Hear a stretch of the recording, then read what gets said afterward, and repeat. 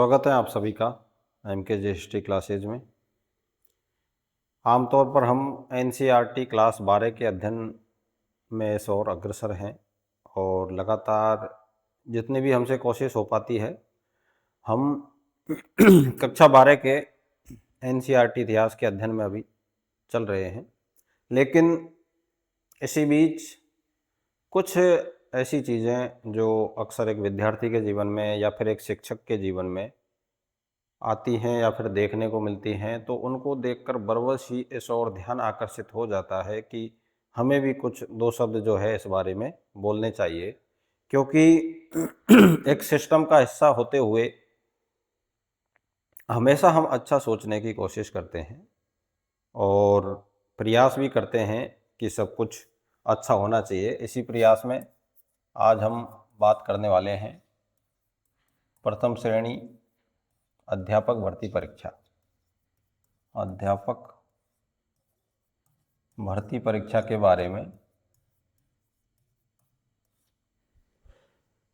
अभी आरपीएससी के द्वारा जो एग्ज़ाम ली गई थी उसके रिजल्ट्स जारी किए जा रहे हैं।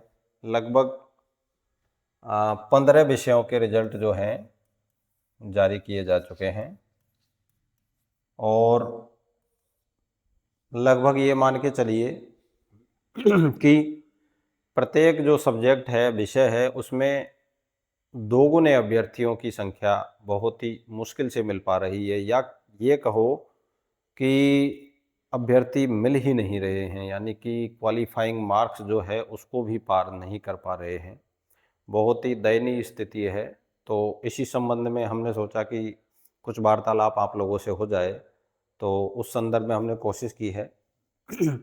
कई चरण होते हैं, प्रक्रिया होती है, पूरी भर्ती होती है, बड़ी उम्मीदें लगी हुई होती है। बेरोज़गार अभ्यर्थी एक आस में कि भर्तियाँ आएंगी और फिर उसके बाद हम तैयारी करेंगे, शायद रिजल्ट पॉजिटिव आए, हमारे पक्ष में आए, हमारे हित में आए।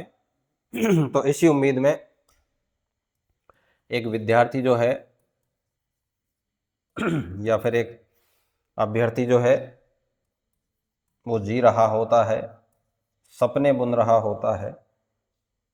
यहाँ कुछ चीज़ें या कुछ बाधाएं जिनको पार करना होता है एक अभ्यर्थी को, और मैं कहूँ कि ये संस्था जो है मेन रोल है इसमें, इसका मुख्य भूमिका, जिस तरह से फिल्मों में किसी की मुख्य भूमिका होती है इस तरह से आरपीएससी की मुख्य भूमिका है। इधर से ये इसका मध्य का भाग है जो इनको यहाँ तक ले जाने का कार्य करते हैं और कोशिश करते हैं, एक तरह से हम मान सकते हैं। ये हमेशा से कोशिश करते हैं और कोशिश करते रहे भी हैं। हालांकि आरोप प्रत्यारोप इन पर भी लगते हैं, सभी पर भी लगते हैं, वो एक अलग बात है। लेकिन मैं भी इस सिस्टम का एक हिस्सा हूँ, तो मैंने भी इस संदर्भ में सोचा विद्यार्थियों से कुछ वार्तालाप हो जाए, इस बहाने कुछ उनके विचार जानने को मिले, तो उसी संदर्भ में हमने ये कोशिश की है। तो एक विद्यार्थी, शिक्षक और आरपीएससी जो शिक्षक है इसके बीच की कड़ी है। इसके माध्यम से यहाँ तक पहुँचने की कोशिश करता है एक विद्यार्थी और अपने जीवन के अच्छे सपने जो बुनने की कोशिश करता है, अपने जीवन के भविष्य के निर्माण की कुछ बातें हैं, कुछ कल्पनाएं हैं, वो करता है। लेकिन इस बीच में ये जो है मेन रोल में जिसके बारे में हमने आपको बताया, ये मुख्य भूमिका में होता है। लेकिन हम यहाँ इसकी बुराई न करते हुए या किसी संस्था की बुराई ना करते हुए केवल इस संदर्भ में बातें करेंगे कि क्या अच्छा हो सकता है और किस तरह अच्छा किया जा सकता है। कुछ ऐसी चीज़ें, कुछ ऐसे सुझाव, कुछ ऐसे तरीके जो शायद हम अपनी ओर से रख सकें। अब कितना क्या कुछ सही है ये संस्था जानती है या फिर जिसके पाले में गेंद है वो जानती है। तो हम बात करते हैं एक विद्यार्थी के बारे में, उसके हित में क्या है और उससे अधिक सरकारी विद्यालयों के बच्चे, सरकारी विद्यालय के विद्यार्थी। यानी कि इनके हित जो है आपस में जुड़े हुए होते हैं, क्योंकि यहाँ भी अगर आपको विद्यार्थियों को पढ़ाना है तो शिक्षकों की आवश्यकता होती है, शिक्षकों की आवश्यकता होती है और ये बिल्कुल ज़रूरी है। और वर्तमान में अगर देखा जाए तो इनकी बहुत ज़्यादा कमी है, बहुत ज़्यादा शिक्षण व्यवस्था जो प्रभावित हो रही है। तो इन हितों को देखते हुए हमारा सुझाव या हमारा विचार केवल इतना है कि एक विद्यार्थी, इसके भी सपने पूरे होने चाहिए। एक संस्था जो कार्य कर रही है उसका जो उद्देश्य है अगर वो सही है तो वो भी पूरा होना चाहिए। इसके अलावा जो सरकारी विद्यालय है, जो बहुत ही निरीह तरीके से राह बांट रहे हैं, राह जो रहे हैं कि इतनी भर्तियां हैं, इतने अध्यापक आएंगे, हमारे विद्यालय में आएंगे, बच्चों को कुछ अच्छा मिलेगा, या फिर संस्थान में काम करने के लिए कार्मिकों की संख्या में वृद्धि होगी, बहुत सारी ऐसी बातें हैं। तो इस तरह की उम्मीदें हम लगा के बैठे हैं। तो सरकारी विद्यालय इस तरह की उम्मीद लगा के बैठे हैं, लेकिन जब इस तरह के चौंकाने वाले परिणाम आते हैं कि हर कैटेगरी के आगे आपको या तो लिखा आएगा NA और या फिर लिखा आएगा ऑल। इसका मतलब क्या है? इसका मतलब पिछले 3-4 भर्तियों से हम देखते जा रहे हैं, RPSC ने अपना जो स्तर है वो इतना ऊंचा उठा लिया है कि उस तक पहुंचना बहुत ही मुश्किल है। मुश्किल ही नहीं, एक तरह से नामुमकिन भी कहा जाए तो अतिशयोक्ति नहीं होगी। बड़े बड़े विषय विशेषज्ञ जो विभिन्न विषयों का अध्ययन करवाते हैं, उनके भी विचार जो हैं वो कमोबेश ऐसे ही हैं कि हम चाहते क्या हैं, आखिर हमारा लक्ष्य क्या है, या सरकार का जो लक्ष्य है वो क्या है, आखिर सरकार का लक्ष्य क्या है। यानी कि लक्ष्य कैसा होना चाहिए, क्या होना चाहिए, इसके बारे में अगर बात करें तो मुख्य बिंदु यही है इसका, लक्ष्य क्या होना चाहिए। मेरे नज़रिए से देखा जाए तो एक विद्यार्थी को रोजगार मिलना चाहिए, एक विद्यार्थी को रोजगार मिलना चाहिए। इसके अलावा एक विद्यालय को शिक्षक मिलना चाहिए, एक विद्यालय को शिक्षक मिलना चाहिए, और विद्यार्थियों को एक अध्यापक मिलना चाहिए जो उनको पढ़ा सके। विद्यार्थियों को एक अध्यापक मिलना चाहिए। और विद्यार्थी कौन? सरकारी स्कूल के विद्यार्थी, सरकारी स्कूल के विद्यार्थी। तो लक्ष्य क्या है? लक्ष्य हमारा, मैं अगर एक शिक्षक हूं तो मैं सोचता हूं मेरे विद्यालय में एक अध्यापक आना चाहिए। कोई अगर एक विद्यार्थी है तो वो सोचता है उसको रोजगार मिलना चाहिए। कोई अगर विद्यार्थी है जो सरकारी स्कूल में पढ़ता है तो वो सोचता है कि हमें अध्यापक मिलना चाहिए। लेकिन हम यहाँ भी फेल हैं, यहाँ भी फेल हैं, और यहाँ भी फेल हैं, पूरी जगह। हम आखिर चाहते क्या हैं? ये व्यवस्थाएं आखिर चाहती क्या हैं? ये व्यवस्थाएं मुझे नहीं पता क्या चाहती हैं, लेकिन इतना तो कम से कम सोचना चाहिए कि एक व्यक्ति जो अपना पूरा जीवन लगा देता है अपनी कामयाबी को प्राप्त करने के लिए, या एक तरह से ये कहें कि अपने जीवन के नए सपनों के निर्माण के लिए, तो उनके विषय में अगर सोचा जाए तो मैं इतना ही कहूँगा कि सरकार को या फिर सिस्टम को कुछ न कुछ तो सोचना चाहिए। तो मेरे नज़रिए से जो लक्ष्य है उसकी प्राप्ति में हम फेल हो रहे हैं, उसको प्राप्त हम नहीं कर पा रहे हैं। जबकि हमारा ये लक्ष्य होना चाहिए कि हम रोजगार, जो व्यक्ति रोजगार विहीन हैं उनको रोजगार दें, विद्यालय को एक शिक्षक मिलना चाहिए और विद्यार्थियों को एक अध्यापक मिलना चाहिए। तो ये मेरा कहना है कि इसी प्रकार की हमारी सोच होनी चाहिए, इसी प्रकार की सोच जो है RPSC की होनी चाहिए, और इसी प्रकार की सोच जो है एक शिक्षक की होती है और होनी भी चाहिए। तो इसी मुद्दे पर बात करते हैं हम, और हमने सोचा भी है इसके बारे में कि किस तरह से हम थोड़ा सा इसमें कमोबेश सुधार कर सकते हैं।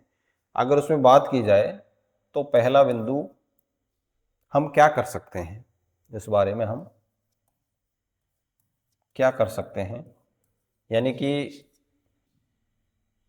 इसमें हम शब्द में दो तीन चीजें हैं। हम में यहाँ सरकार भी आती है, प्लस आरपीएससी आती है, प्लस सरकारी विद्यालय भी, और इसके जो पेपर बनाने वाले हैं वो भी आते हैं। तो हमें क्या करना चाहिए भाई? सबसे बड़ा है, हमें सोच को चेंज करना चाहिए। हमारी सोच को चेंज करना है। हमारी सोच क्या होनी चाहिए? हमारी सोच क्या होनी चाहिए भाई? हमें सोच को चेंज करना है। हमारी सोच क्या होनी चाहिए? हमारी सोच ये होनी चाहिए कि हमें रोजगार देना है, और रोजगार देना है वो चाहे किसी भी मिले, लेकिन हमें रोजगार देना है। अब आपकी सोच ये है कि आप रोजगार देना ही नहीं चाहते, तो फिर इस बात का भी कोई मतलब नहीं है। आप 100 भर्तियां निकालो या 1000 भर्तियां निकालो या 5000 निकालो, बात बराबर है।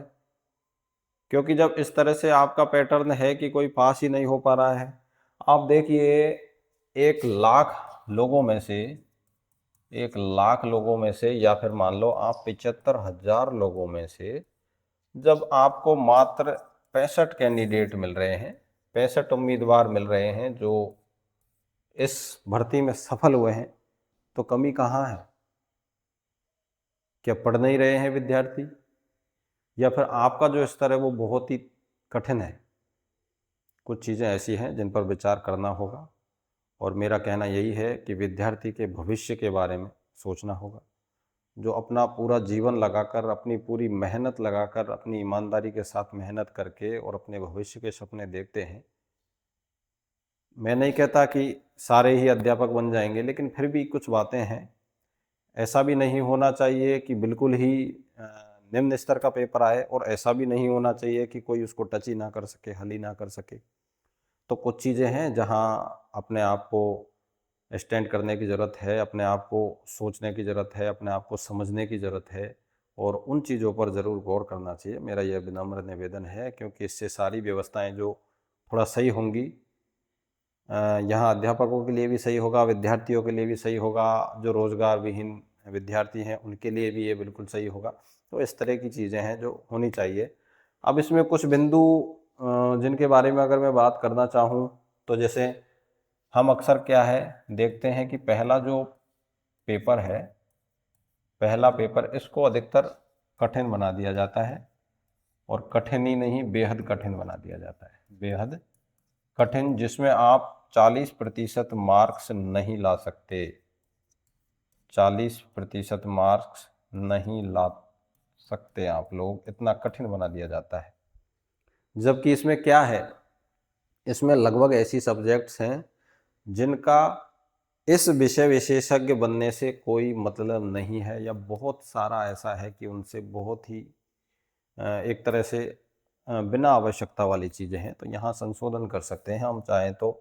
इसका जो स्तर है उसको हम मीडियम कर सकते हैं, जिससे इसमें सारे क्वालिफाई हो जाएं, या फिर इस तरह से सारे का मेरे कहने का मतलब ये है कि जो पढ़ने वाले विद्यार्थी है, बिल्कुल इतना नहीं कि अभ्यर्थी नहीं मिल रहे, पास ही नहीं हो रहे, कोई 40% से ज़्यादा मिल ही नहीं रहे, तो ऐसा भी नहीं, लेकिन स्तर मीडियम होना चाहिए जिसमें लगभग पास हो जाए। उसके बाद आपका जो सब्जेक्ट का है, विषय का पेपर है, उसका आप स्तर कठिन रख सकते हैं, इसका आप स्तर कठिन रख सकते हैं बिल्कुल। क्योंकि ये पढ़ाना है, जो विद्यार्थी बैठा हुआ है, अध्यापक की एग्जाम में बैठा हुआ है, उसे क्या पढ़ाना है भाई? विषय पढ़ाना है अपना, और विषय पढ़ाना है, इसको आप कठिन स्तर का रख सकते हो। लेकिन यहाँ इसमें इसमें पास होने का मतलब है कि आपको ऑल सब्जेक्ट में पास होना पड़ेगा। बहुत सारी सब्जेक्ट्स यहाँ आती हैं, तो उनमें सब में पास होना पड़ेगा। यहाँ पेपर जो है कठिन रख सकते हो आप, क्योंकि अगर विद्यार्थी अपनी विषय में पारंगत होगा तो उससे आगे भी फायदा होगा। बच्चों को भी अच्छी शिक्षा देगा। तो ये चीज़ें की जा सकती हैं। यहाँ इसको थोड़ा मीडियम किया जा सकता है, इसको थोड़ा मॉडरेट कठिन किया जा सकता है। और एक सुझाव और मैं देना चाहूँगा इसमें, अगर आप चाहें तो जब इतना ही कठिन आपके द्वारा पेपर का स्तर किया जा रहा है तो आप नेगेटिव खत्म भी कर सकते हो। ऋणात्मक अंकन जो है वो आप खत्म कर सकते हो अगर आपके द्वारा इतने ही कठिन स्तर का पेपर दिया जा रहा है। आप नेट में देखते हो, नेट हम देते हैं किसी विषय की, उसमें बहुत ही टफ पेपर आता है लेकिन उसमें ऋणात्मक अंकन नहीं होते, नेगेटिव मार्किंग नहीं होती। तो अगर आप इस तरह से कर रहे हो तो नेगेटिव मार्किंग जो बाध्यता है उसको हटा दीजिए, उससे भी थोड़ा बहुत फ़ायदा होगा। तो ये मेरे निजी विचार हैं और मेरे सुझाव हैं, और कुल मिलाकर मेरा जो इन चीज़ों को कहने का जो निष्कर्ष है वो केवल यही है कि सभी का कल्याण होना चाहिए भाई, सभी का कल्याण बहुत ज़रूरी है, सभी का कल्याण होना चाहिए। अब इसमें सभी आते हैं जिसके मैंने पहले भी आपको बताए, एक बेरोजगार भी आता है इसमें, उसका भी अगर उसको रोजगार मिलेगा, उसके घर वालों का, उसके परिवार वालों का। इसके अलावा एक विद्यार्थी, कौन सा विद्यार्थी? ये वो विद्यार्थी है जो सरकारी स्कूल में इंतजार कर रहा है शिक्षकों का कि इस बार इतनी भर्तियां आएंगी, ऐसे शिक्षक आएंगे, हमारे विद्यालय खाली हैं, इतने सारे शिक्षक आएंगे, हमें पढ़ाएंगे।